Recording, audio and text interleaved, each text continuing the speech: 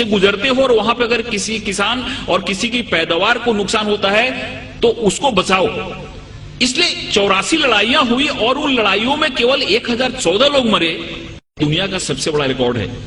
और जब प्रोफेट मोहम्मद जब मक्का में आए अपने पूरे सैनिकों के साथ, तो जिस मक्का वालों ने उनको अपमानित किया था, जिस मक्का वालों ने उनको पत्थर से मारा था, जिस मक्का वालों ने उनकी जान लेने की कोशिश की थी और उनकी तकलीफ के चलते उनको हिजरत करनी पड़ी थी, उस मक्का वालों को उन्होंने प्यार से जीता। और वो मक्का की जो फतह थी, ऐसी फतह थी जिसमें खून का एक कतरा भी नहीं बना। प्रोफेट मोहम्मद को जितना अपमानित किया गया था, प्रोफेट मोहम्मद की जिंदगी को जितनी तकलीफ दी गई थी, अगर वो चाहते तो जिस समय उन्होंने मक्का में प्रवेश किया, मक्का की फतह की, उस समय हजारों लोगों का कत्ल करा सकते थे, लेकिन एक भी खून का कतरा नहीं बहा और बड़े प्यार और मोहब्बत के साथ उन्होंने मक्का को फतह किया। इससे यह बात सामने आती है कि शांति और अमन इस्लाम का मकसद है।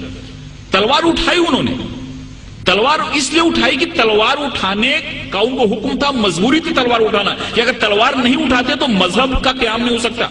और हर एक जगह गीता में भगवान श्री कृष्ण ने अर्जुन को कहा कि तुम लड़ाई करो, अगर तुम लड़ाई नहीं करोगे तो धर्म की स्थापना नहीं हो पाएगी। अर्जुन वहां से भाग रहा था, अर्जुन ने बोला कि तीर नहीं चलाता क्योंकि मेरे सामने तो हमारे सारे रिलेटिव बैठे हुए हैं। भगवान श्री कृष्ण ने कहा कि यहां पे धर्म की स्थापना के लिए तुमको लड़ाई करनी पड़ेगी, तुमको लोगों को मारना पड़ेगा। अगर तुमने लड़ाई नहीं की तो धर्म की स्थापना नहीं होगी।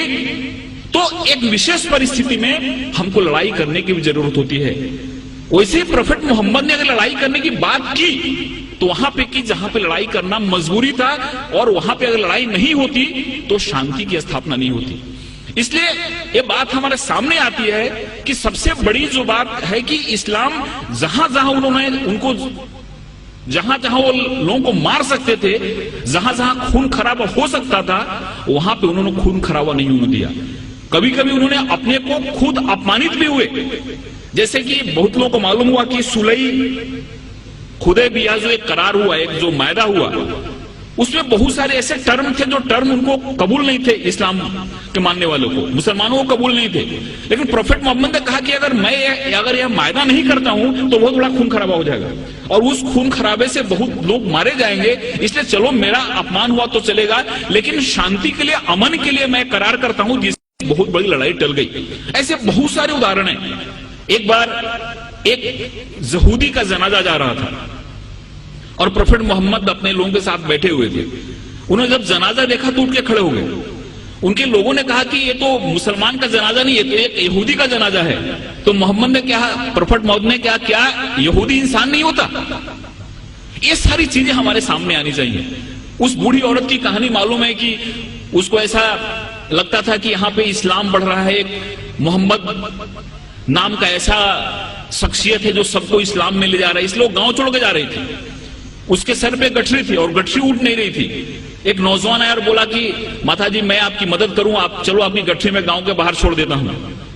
औरत ने उनको गठरी दी और वहां से नौजवान उस गठरी को अपने सर पे लिया और गांव के बाहर गया और बोला कि आप ठीक है, आप गठरी लो और जाओ। उस औरत ने पूछा कि कैसा नेक इंसान है जो अपने सर पे मेरी गठरी लेके जा रहा है। उसने पूछा कि तुम्हारा नाम क्या है? इन्होंने कहा कि मुझको मोहम्मद कहते हैं। जिसके डर से भाग रही थी वही इंसान उस औरत की गठरी को अपने सर पे ले जा रहा है और उसको मदद कर रहा है, और उसी दिन औरत इस्लाम में आ गई। जो औरत प्रोफेट मोहम्मद के सर पे हमेशा कचरा फेंका करती थी नमाज के जाते समय, रोज कचरा फेंकती थी उनके सर पे। एक दिन जब उसने कचरा नहीं फेंका तो मोहम्मद जब लौट रहे थे, प्रोफेट मोहम्मद, तो उन्होंने देखा और पूछा कि औरत कहां है? लोगों ने कहा कि वो बीमार पड़ी हुई है। वहां पे जाके उन्होंने उसकी तबीयत पूछी।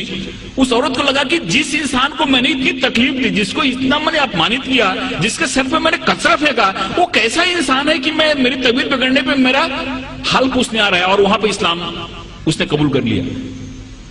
एक चीज लोगों के सामने आना चाहिए, ये जो तहम्मुल है, ये जो हमारी सहिष्णुता है, ये जो हमारा एक इंसानियत के प्रति प्रेम है, ये हदीस में और प्रोफेट मोहम्मद की जो सुन्नत है, ये जब हमारे लोगों के सामने आती है तो हमको समझ में आता है।